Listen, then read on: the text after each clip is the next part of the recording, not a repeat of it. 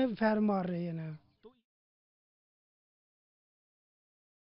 All right, we're now getting these pictures. These are pictures from the airport.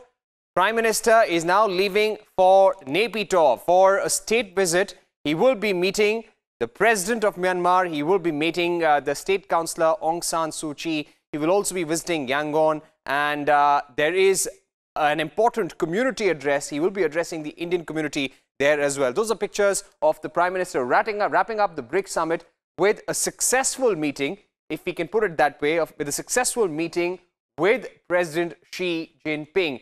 Remember, the Foreign Secretary sent out that message that there must be peace and tranquility at the border for relations to go forward. A very important message. There on your screens, you can see Ajit Doval, the National Security Advisor, who's accompanying the Prime Minister.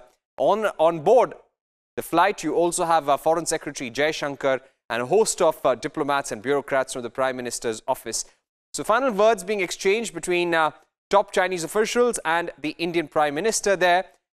This meeting comes in the backdrop of the Doklam standoff. Remember, 70 days, almost 73 days that Doklam standoff continued, and both sides agreed to disengage. It was only about a week or 10 days back that the two sides agreed to disengage, and it all happened just ahead of the BRICS summit. Today, Xi Jinping reiterated the 5 principles of Panchsheel, which really talk about respecting each other's sovereignty, each other's territory. So that probably was a message from Xi Jinping about the Doklam issue. Remember, Doklam is a disputed territory, and NSA Doval had recently made it very clear to China that any disputed territory cannot automatically belong to China. With those visuals, we would like to tell you that the Prime Minister is now all set to leave for Myanmar, where he will be having very important discussions on security-related issues, cyber security, agriculture, food, and trade as well. Also about trade corridors being built. Let's take a look at what else is happening around the country.